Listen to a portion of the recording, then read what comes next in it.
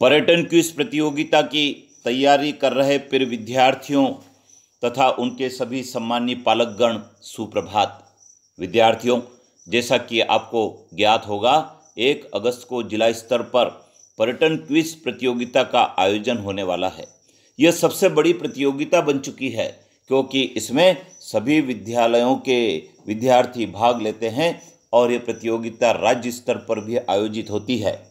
विद्यार्थियों, आज की इस वीडियो में हम ऐसे कुछ महत्वपूर्ण मेलों की बात करेंगे जो आपकी प्रतियोगी परीक्षा में प्रश्न के रूप में पूछे जाते हैं और पर्यटन क्विज में तो विशेष रूप से पूछे ही जाते हैं। तो आइए जान लेते हैं विद्यार्थियों, मध्य प्रदेश के किन स्थानों पर कौन से मेले लगते हैं और उनके बारे में और क्या है विस्तार से जानकारी। विद्यार्थियों, सबसे पहला लिखा है कालूजी महाराज का मेला कहाँ लगता है।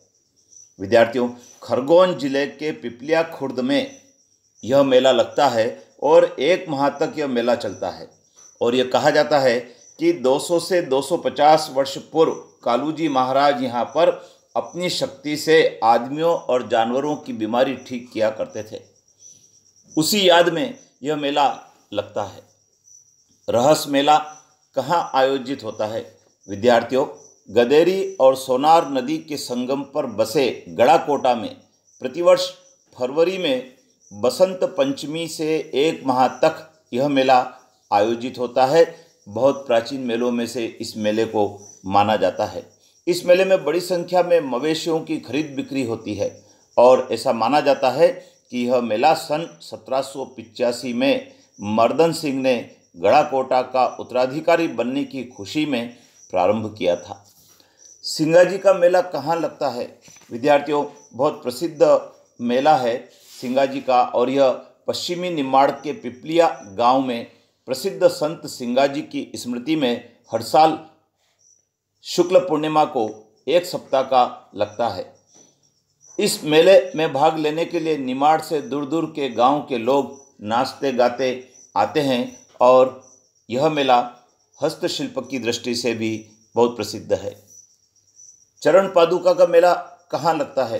विद्यार्थियों, आपको जानकर खुशी होगी कि चरण पादुका का जो मेला है वह छतरपुर जिले के चरण पादुका में मकर संक्रांति के अवसर पर आयोजित किया जाता है। मकर संक्रांति के इस मेले को लोग शहीद मेला भी कहते हैं। दरअसल चरण पादुका का स्वतंत्रता संग्राम में एक अद्भुत और अनुपम स्थान है।